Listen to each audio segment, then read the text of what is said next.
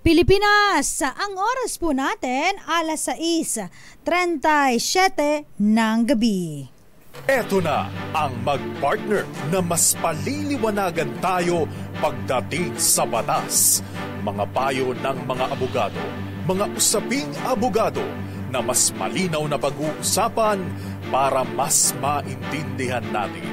Kumpanyera ng Bayan, si Attorney Rina Seco at ang Panyera ng Bayan, si Attorney Cam, Cheryl Adami Molina. Dos Kumpanieras sa DZRH Radio, DZRH TV at DZRH Online. Bago mo kasuhan, bago ka pumirma, bago ka makipagkasundo, makinig muna sa Dos Kumpanieras. Dos Kumpanieras.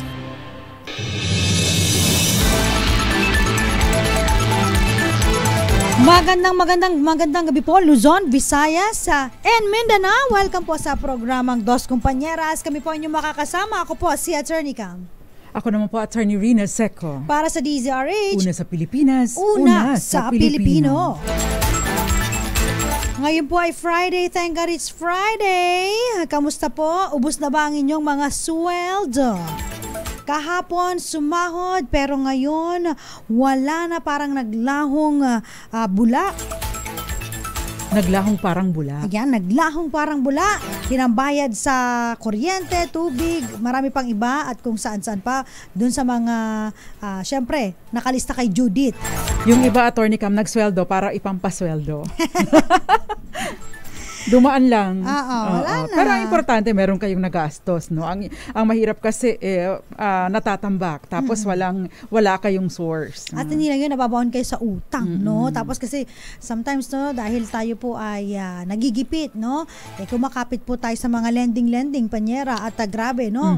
At kalalaki ng kanilang mga interest at pag hindi ka nakabayad meron pang penalty fee, so doon na nagkaka leche ang buhay, no, ng ating mga kababayan. Anyway, kapag po walang tandaan, kapag po hindi written yung inyong kasunduan at wala kayong kahit pa written pero wala pong kasunduan na nasusulat patungkol sa interest, magbunyi. Yes. Dahil wala pong interest na maipapataw sa inyo. Yeah. Ngayon po, ipagpapatuloy lang natin ang ating talakayan dahil nagsimula tayo sa tax declaration at yung pinag-usapan natin, Panyera, regarding doon sa leasehold agreement ng ating mga magsasaka at ang kanilang land owner or landlord. Eto naman, no, talakayin natin, may kinalaman din po sa lupa, yung tungkol sa free patent naman, Panyera. Kung saan, no, itong Republic Act 123, no, ay napakaganda dahil 10023. Dahil dati po kasi, no, kailangan ikaw ay umukupa ng sariling lupain, no. Ang kailangan po at least 30 years, no, kapag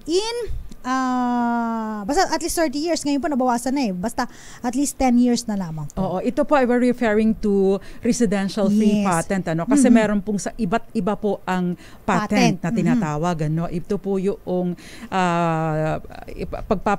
bibigyan ka ng patent para ikaw nang nagmamay-ari ng lupa. Iba-iba po ito. Meron tinatawag na sales patent, may sinatawag po na commercial free patent, meron din pong tinatawag na residential free patent, at meron din po meron tayong tinatawag na homestead patent, meron din po tayong tinatawag na agricultural free patent. Yung yung isa sa binanggit ni Attorney Cam, yung residential free patent na RA 100-10023. Ayan. Yes, at ito pong 123, no, ito pong free patent, ito po ay kung saan, no, yung incomplete o yung hindi kumpleto o imperfect, no, o hindi perpekto na yung karapatan over a parcel of land, nililegalize po sa pamamagitan ng proseso administratibo. Ayan. At kung saan, ito yung babanggitin namin yung mga proseso kung paano po kayo makakapag-apply at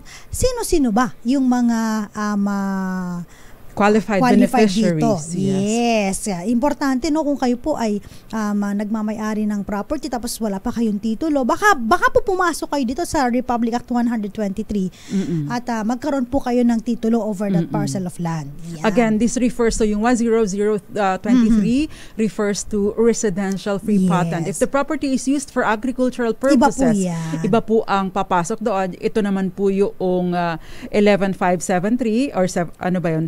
573 or 735, hindi ko 573, tama, 11573 na applicable naman po sa mga agricultural land. Yes. Alam mo, ang kagandahan dito sa free patent na ito, Panyera, dito sa RA 123, yung mga kababayan natin na kinakabahan dahil baka makuha pa ang kanilang property o kaya naman hindi sigurado, no, baka naman may mangyari pa.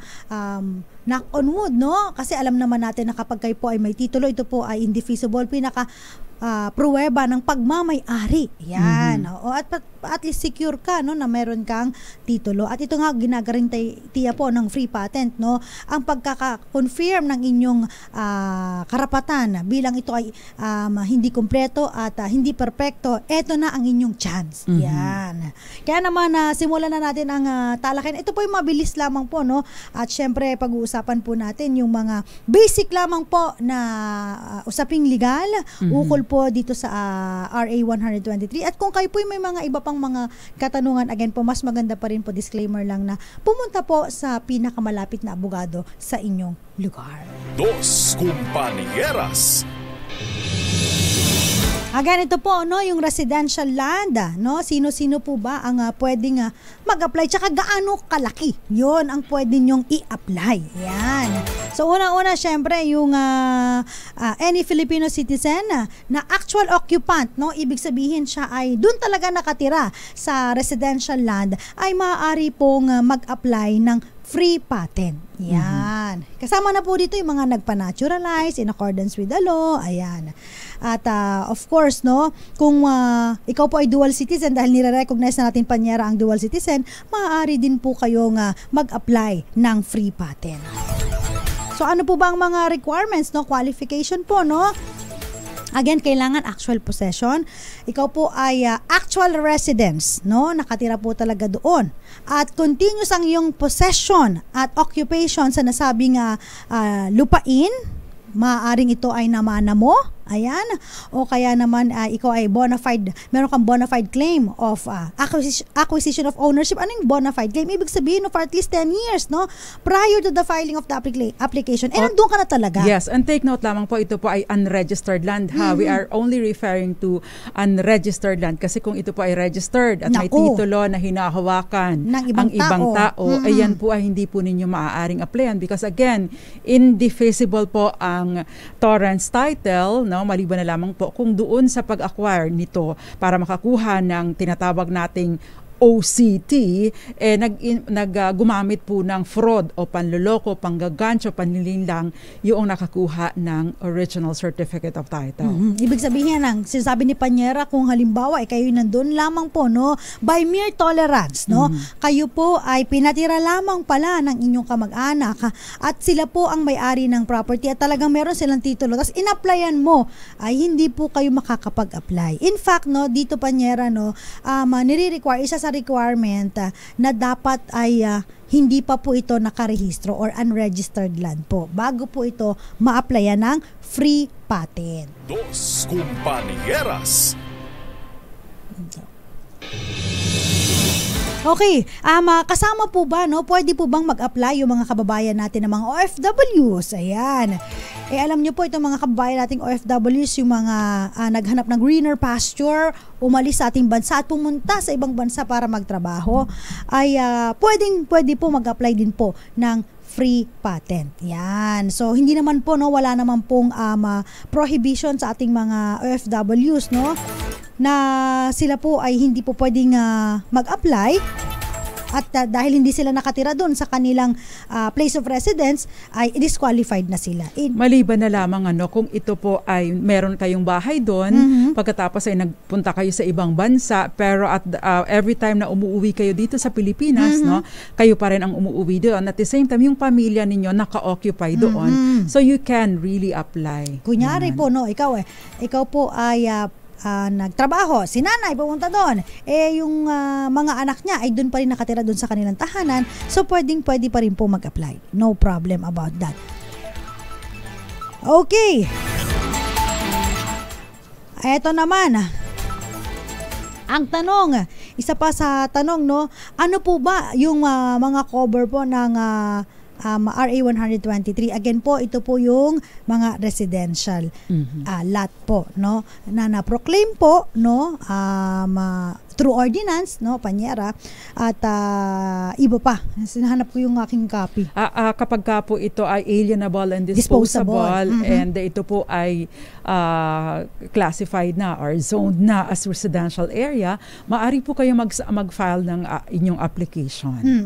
Ayan, pag sinabing alienable and disposable, ano ba yung mga yon? Siyempre, natalakay na natin ito. Dati, review lang po ito, yung kasama ng residential, agricultural, commercial po. Ayan, yan po yung mga industrial. Yeah. Lahat po ng mga properties na kumbaga itong commercial, residential, industrial, nag-uumpisa po ito bilang mga agricultural land. May mga pagkakataon lang, no, na because of yung kondisyon ng lupa, hindi na siya arable o hindi na siya fit para sa agricultural activities, kaya nagkakaroon ng conversion. Yung conversion idinadaan po sa Department of Agrarian Reform at with the assistance na din po ng Department of Environment and Natural Resources, at nagkakaroon po ng proseso para dito. Kasi kailangan patunayan na una, yung irrigable at saka or irrigated land, mahirap po siyang i-convert into a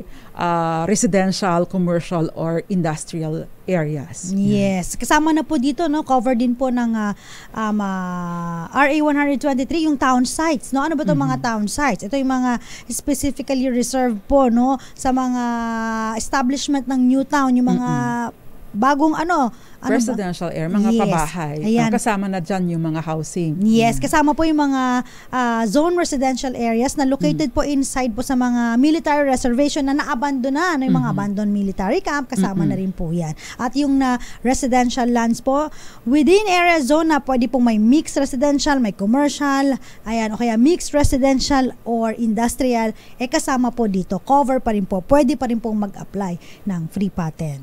Dos Compañeras. Batiin natin ng free, libreng-libre ang ating mga kababayan na nakatutok sa atin ngayon sa ating DZRH Dos Compañeras Facebook page, Panyera. Magandang gabi po sa inyo, Espenya LG, kayo din Kenneth Arevalo, Alexander C., Tita Ami Miraflor Garcia, happy birthday sa iyo. Joseph Abalos sa Pangasinan, gayon din Violeta Montecalvo Zambrano, at itong si Mary Queen Buwal, magandang gabi po. Charo Abraham Ramel Maluto sa Guimaras, Miss Roxanne Costa, Moon Beats, Jericho Ferrer, na since 2024 nakikinig po ako until now. Ibig sabihin, nag-umpisa ang taon ay nakikinig na siya. Si Jericho Ferrer, maraming salamat po. Facebook ni Roy, na-miss ka namin kasi nawala kang matagal eh. Si Jerry Sumagaysay, Rodel Anasio, magandang gabi po. Rizaldi Lorenzo ng May Kawayan, Bulacan, Ray Boriles Sr., Salvador Saraba, Clifford Castro ng Cagayan Valley, Ramon Abadillo, Maria Teresa Lazaro, ganun din po kay Buddy Composano, kay Gael at si John Bibat. Magandang gabi po. Rica Bequisi, Marieta Umbak, and then si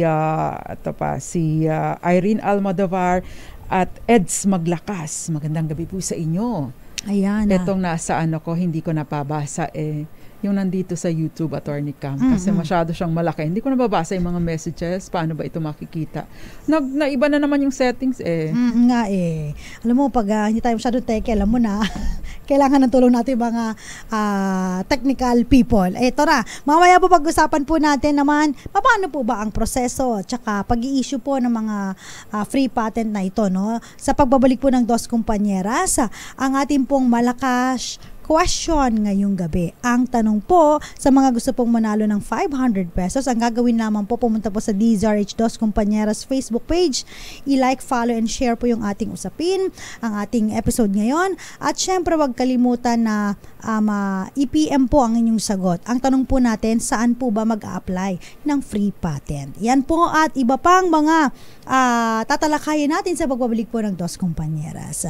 Ilan po muna ang mga paalala, nagkakasama pa rin po ang mga panyera ng bayan. Ako po si Attorney Cam. Ako naman po, Attorney Rina Seco. Kami po ang Dos Compañeras. Dos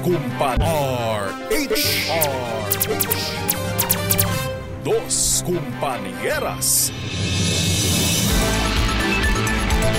Nagbabalik po ang programang Dos Compañeras. Kasama niyo pa rin po ang mga panyera ng bayan. Ako po si Attorney Cam. Ako naman po si Attorney Rina Seco. Pinag-uusapan pa rin po natin yung free patents, no?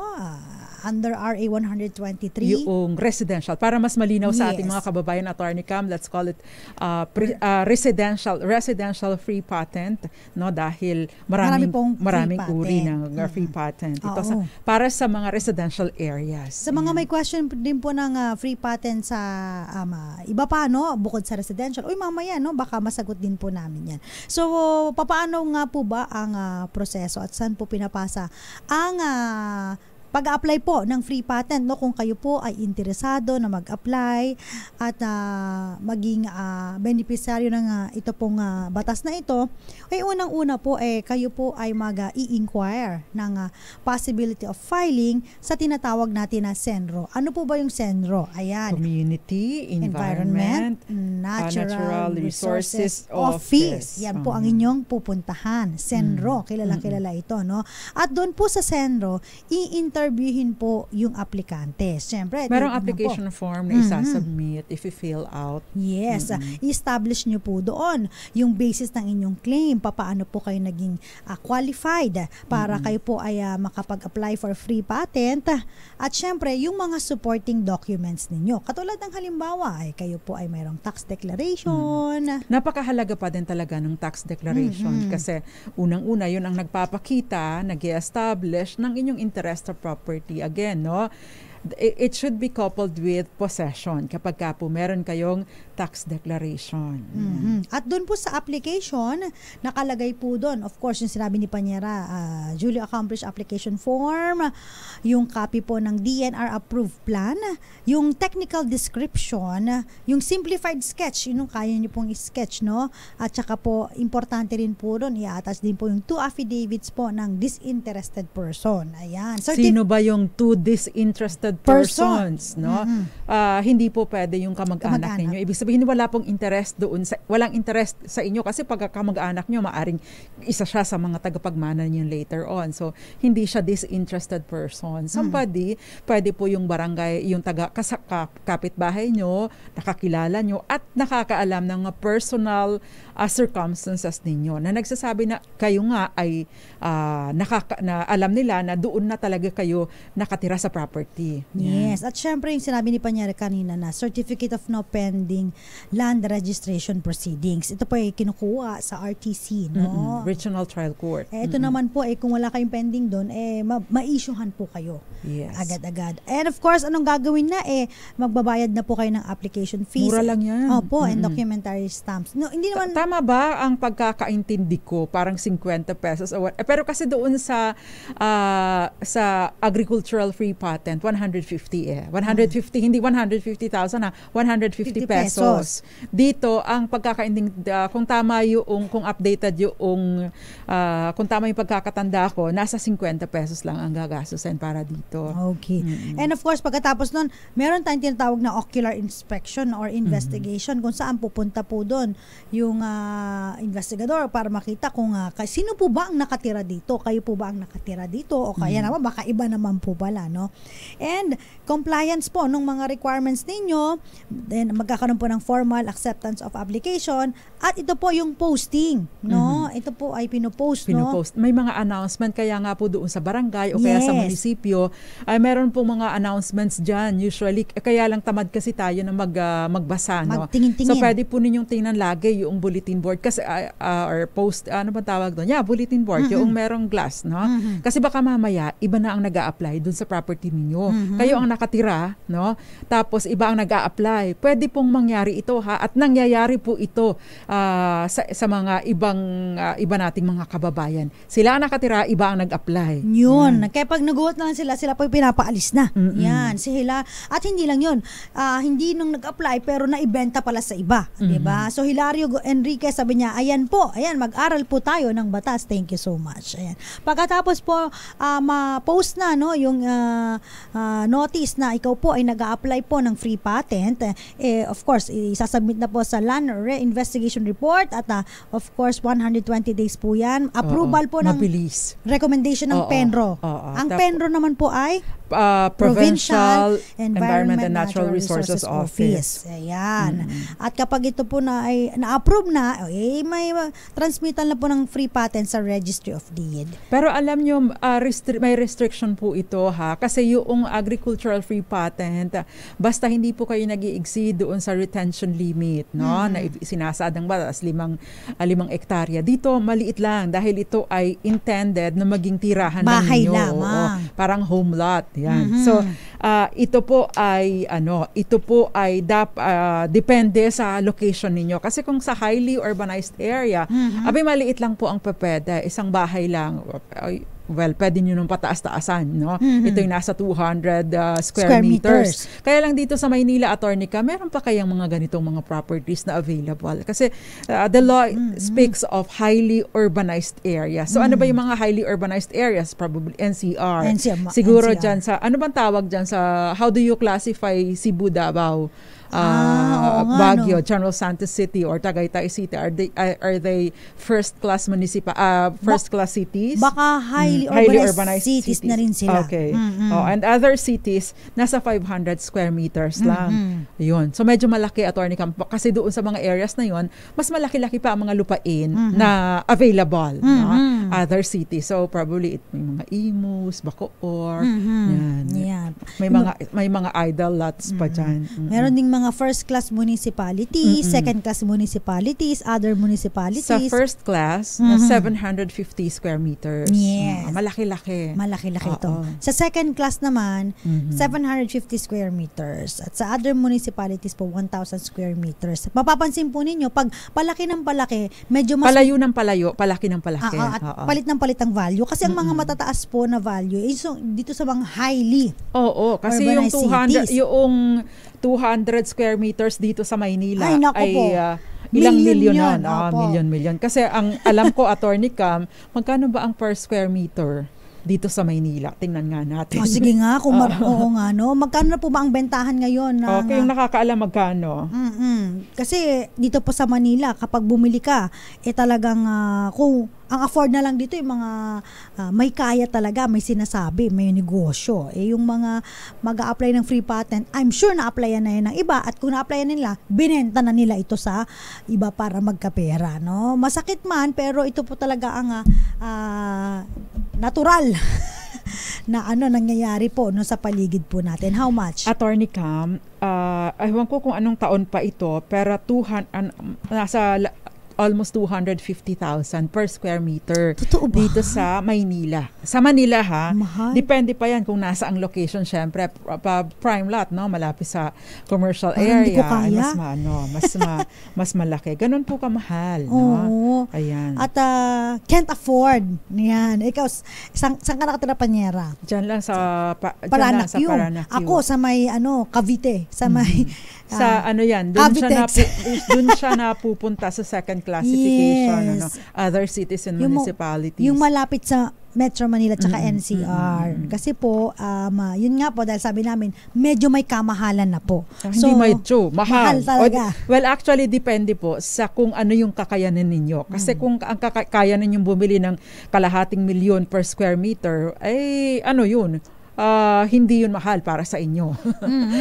Diba, no? Depende sa financial capacity ng isang tao. So yun lang po, no, kung nyari ikaw po ay nandito sa Manila hanggang 200 square meters, pero I doubt na meron pang nag-a-apply ng free patent dito.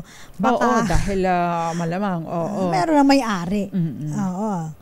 So again po, pinafile po ang residential free patent sa may Community Environment and Natural Resources Office, kung saan po, no, siya po ang may cover dun sa area. Baka naman po ang area po ay dito sa Cavite, nag-file po kayo dun sa may Bulacan, hindi po saglit doon. na, Attorney Kama. Gael, sabi niya almost 10K na yata. Gael, saan yan at mabili ng marami?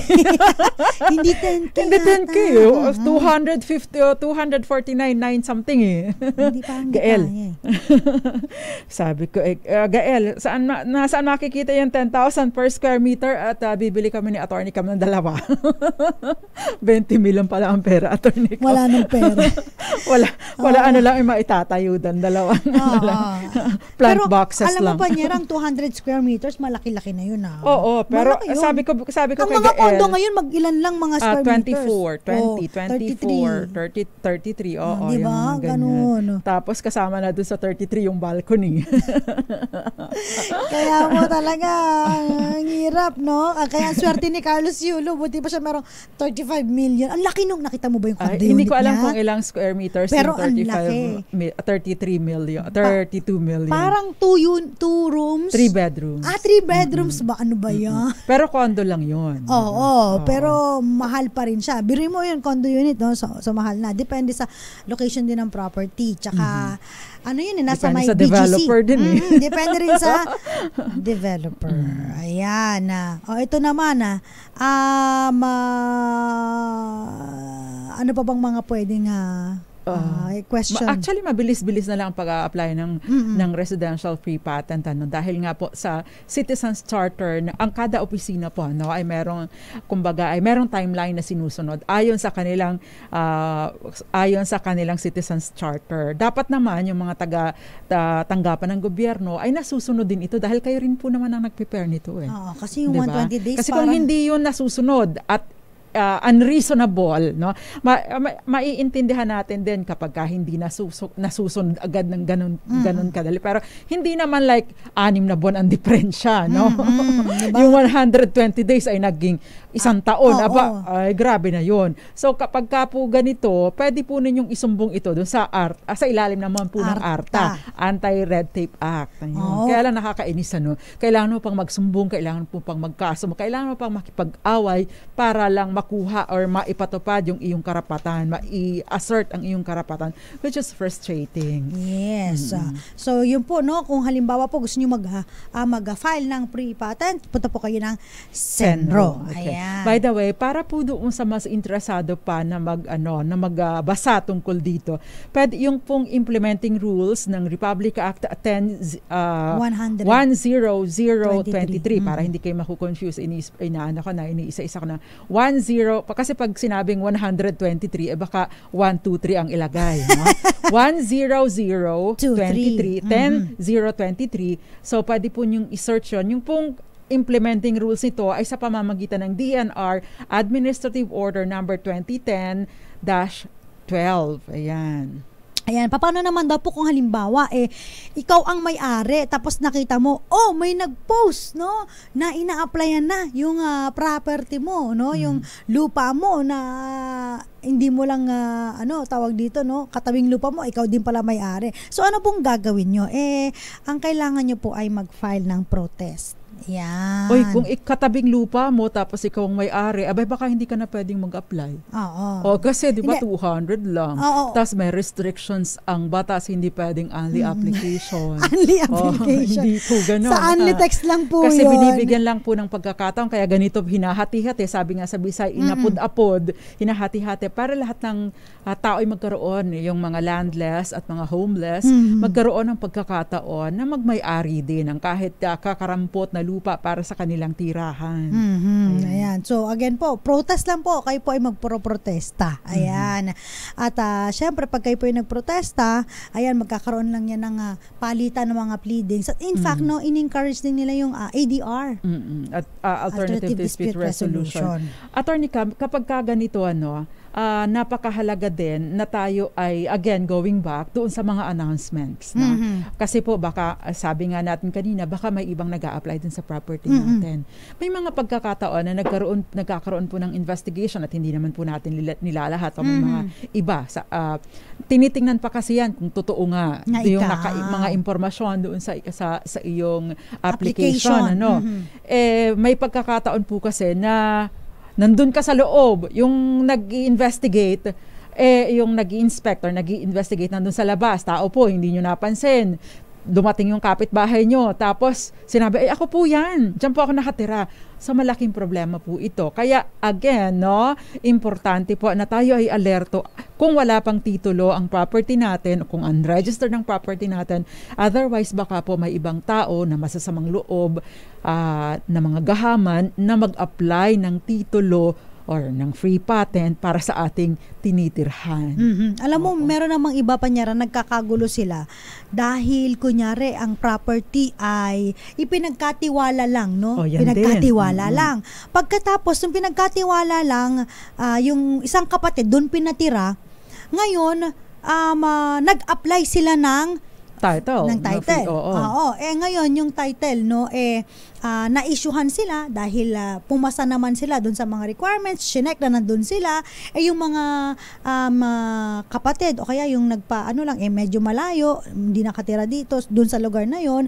Eto na, kapag nagkaroon na ng titulo at nagkaroon na ng bentahan, ito talaga bentahan nag-ahabol na yung mga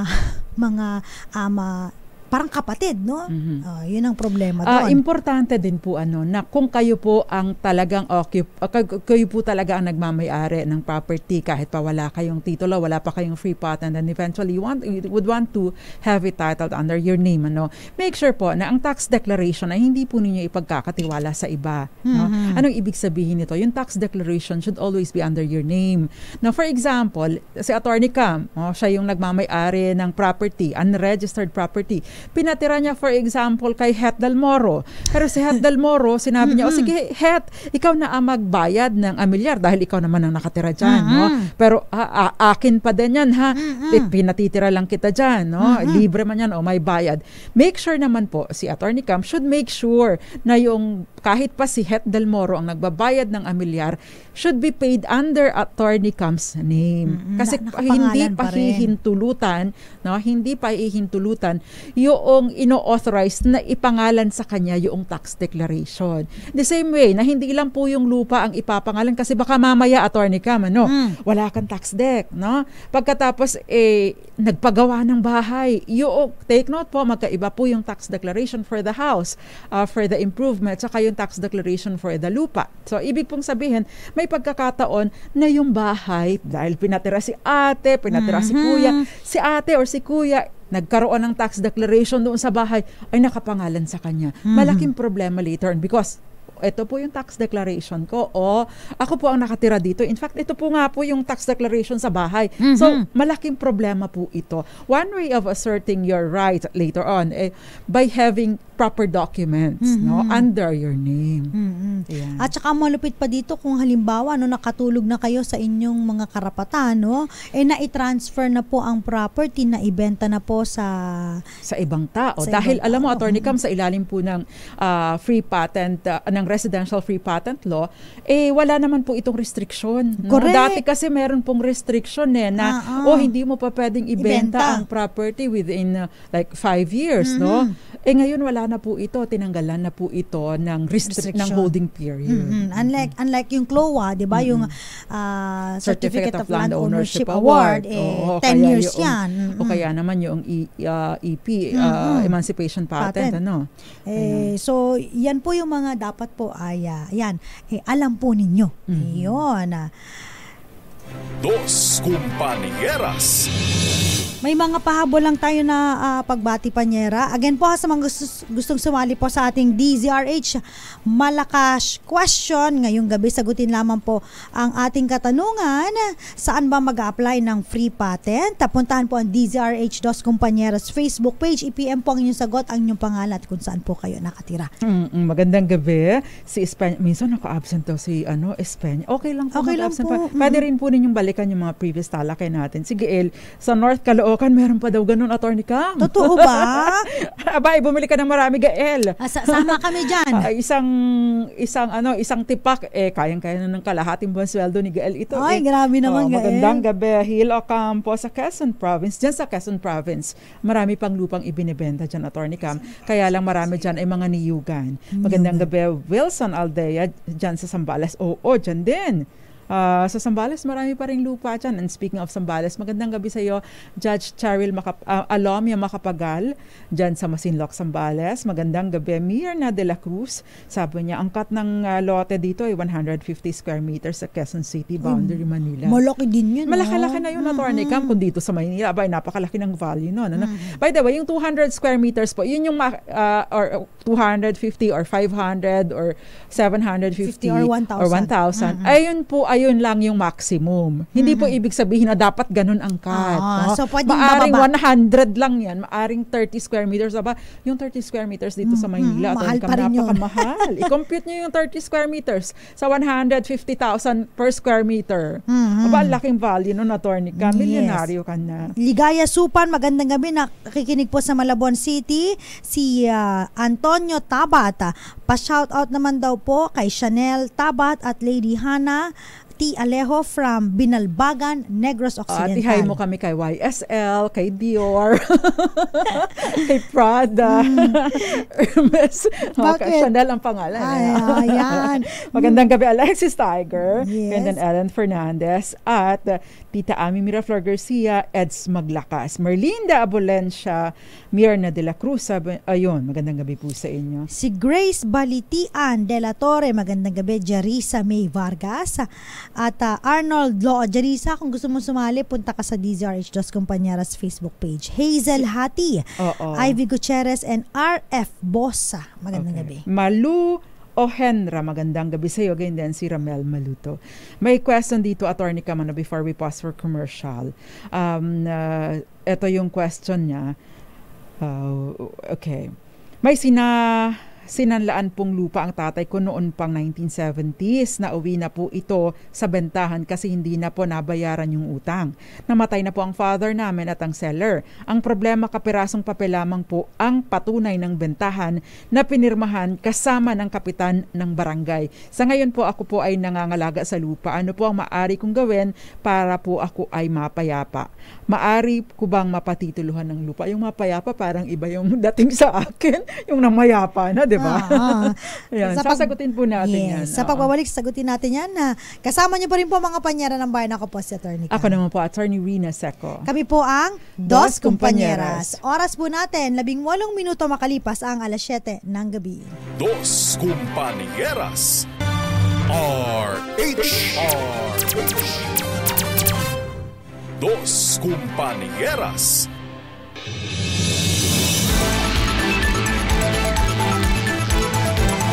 Nagbabalik po ang programang Dos Compañeras. Kasama pa rin po ang mga panyera ng bayan. Ako po, si Attorney Cam. Ako naman po, Attorney Rina Seco. Pinag-uusapan pa rin po natin, ito pong residential free patent. Yes, libre. Napakaliit lang pero magandang pagkakataon para magmay-ari tayo ng lupa na katitirikan ng ating bahay. Or dapat kasi may nakatirik na bahay para mag-apply tayo. Not necessarily a concrete one, no? Kasi kailangan ay 10 taon na kayong nakatira doon. Yes. Actual resident. Ayan. Okay, si Mang Paulino, yun yung question niya, Attorney Cam. Yung question niya ay kung yung sinanlaan na natuloy sa bentahan, tapos dahil hindi nabayaran ng utang, nang namatay pareho, tapos yung kapirasong papel lang yung patunay. Ito po ba, ibig sabihin, Attorney Cam, ito ay unregistered, ano? So, maari po kayong magpatitulo ng property, depende po sa kung anong uri ito. Ito po ba ay residential? Baka naman po pwede dito sa at qualified kayo. kayo doon sa residential free patent. Otherwise, if it is an agricultural land, pwede po kayo sa agricultural free patent. Otherwise, pwede po kayo yung mga administrative titling. You have to establish occupation of the property.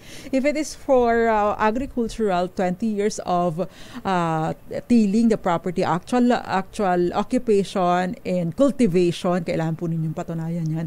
At syempre, dapat meron po kayong tax declaration doon sa property, either under your father's name or under your name. Yes. Yun po dahil ito naman ay unregistered, kung naka-tax deck na sa inyong pangalan o sa pangalan ng tatay ninyo, kahit wala po kayo nung deed of sale.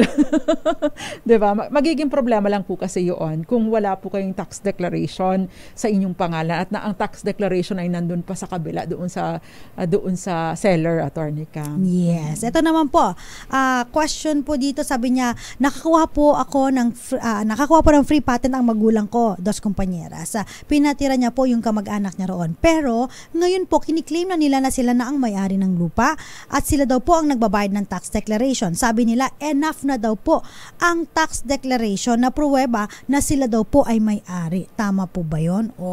Ito naman po, tax declaration versus free patent. Pag ganito po, ang free patent po, ito po yung original certificate of title na ini-issue po ay ito po ay conclusive po na proof of ownership. Ibig pong sabihin ang tax declaration, ilang beses po namin itong sinasabi na bagamat ito po ay pagpapakita na kayo po ay may interest ka sa property, hindi po ito yung pinakamabigat na patunay na ikaw ay nagmamay-ari ng property. Andyan pa rin po ang mga titulo. So, ang kasama po sa titulo ay ang free patent. So, actually, yung free patent po, yung free grant ng free patent, ito po ay free patent certificate. Ito po yung ibibigay ng DENR, doon isinasubmit sa Register of Deeds para magawa ng titulo.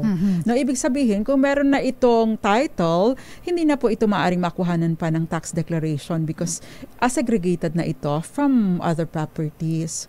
Ngayon, may question dito. Attorney, ito po ang problema namin. Kami po ang nakaposisyon sa lupa, pero iba po ang nakalabas na survey claimant. Ano po ang pwede namin gawin? Ayun. So, kaninong pangalan ang tax declaration? Ganito kasi ang sinasabi, yung nakaposisyon ay sila. May survey claimant. Ibig sabihin, Attorney Cam, ito ay ina-applyan na ng title, judicial titling, o kaya yung administrative titling sa pamamagitan, pwede itong sa free residential free patent or agricultural free patent. Kapag ka po kasi ang ganito ang proseso, magkakaroon po kasi ng survey, maaring private survey or kaya naman ay kadastro, kapag ka po nagkakaroon ng ganito, nagkakaroon kasi ng yung kadastro, ibig sabihin government initiated ang pagsusurvey, Attorney Cam, at ikaw na nakaposisyon doon, sasabihin mo, ako yung nakaposisyon dito ito yung ito sa pwestong ito, dito sa lotting ito. So, kapag ka ganun, Attorney Cam, may mga pagkakataon na yung kapitbahay mo ay nakiklaim dahil wala ka doon. Ibig sabihin, halimbawa, nagkaroon ng kadastro ng survey, pero pagtanong noong surveyor, sino nakatira dito? Dahil hindi ka sumasagot, wala ka doon sa bahay mo, nasa palengke ka, yung kapitbahay mong bibo-bibo. Ako po naaamin po yan kasi alam na taga-kadastro, maaari pong lumalabas doon yung survey claimant. Kaya lumalabas siya doon sa survey. Ngayon, yun naman po ang inyong obligasyon na maging alerto kayo, bibo kayo, at hindi po, ako po talaga ang nakatira dito. Ito po ang aking mga katibayan na ako, yung tax declaration po nasa akin. By the way, may mga pagkakataon na nagkakaroon ng tax declaration, again, dahil may bibo-bibo na interesado sa inyong property, may pagkakataon na yung tax declaration ay dalawa, nadadaya ng gugoyo. Pero may ilan po kayong mga dapat tingnan. Kasi yung mga lumang tax declaration po ay walang PIN. Yung PIN is Property Identification Number. Okay? So, kapag ganito, parang lutang yung tax declaration mo. Parang floater, parang mahina ang halaga, mahina ang value. yung tax declaration po, dapat merong property identification number, lot number, cadastral lot number, yung survey number, at saka meron ding field appraisal and assessment sheet. Anong ibig sabihin nito? Yung FAS na tinatawag.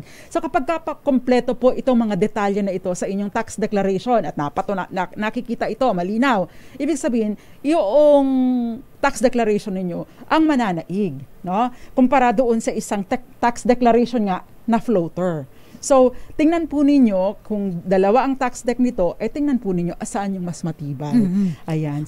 So, importante na masuri po ito. Tsaka wag po kayo magtatampo, no? Kung halimbawa, nagugoyo yung mga nagpupunta po doon, hindi naman po manghuhula yung mga yon. Diba? May mga iba po talaga na sinasabi nga ni Panyera na bibo-bibo, na parang talagang sila talaga yung may-ari, no? Minsan kasi kamag-anak ni Kap, kamag-anak. Kasi diba nagtatanong din sila sa barangay, kailangan din ng mga referrals or like certification or affidavit from the barangay na kayo nga ay residente doon, no? Kaya nakakatulong din na ikaw voter, no? Sa lugar na yun. Bakit? Kasi may nakaka-establish din yun, Attorney Cam, no? Na ikaw nga ay doon nakatira. Ayun, napakabilis naman po ng oras. Eto muna. Eto na ang DZRH Mas Malakas Promo Online. Sagutin lamang ang tanong ng ating announcer sa live Facebook page ng DZRH at instant meron kang 500 pesos na premyo. Ready? Makinig mabuti? Eto na! Para sa ating katanungan, saan mag-a-apply ng free patent? Ang sagot po ay Sanro. Congratulations! Ang winner po natin ay walang iba kundi si Jessie Sanchez ng Alamza 1, Las Piñas City. Jessie Sanchez, congratulations sa iyo. Ikaw ang nanalo sa ating Malakas online promo. Abangan po ang inyong papremyo 500 pesos. Nakasama niyo po ang mga Panyera ng Bayan. May pahabol greetings sa Panyera. Jose Antonio, magandang gabi. Gayon din kay Ellie Abanto at si Maria Teresa Lazaro. Leonardo Joy Blue. Garimbao. Ayan. At Hilario Enriquez. Ako po, si Attorney Cam. Ako naman po, Attorney Rina Seco. Para sa DZRH, una sa Pilipinas, una sa Pilipino. Dos Compañeras.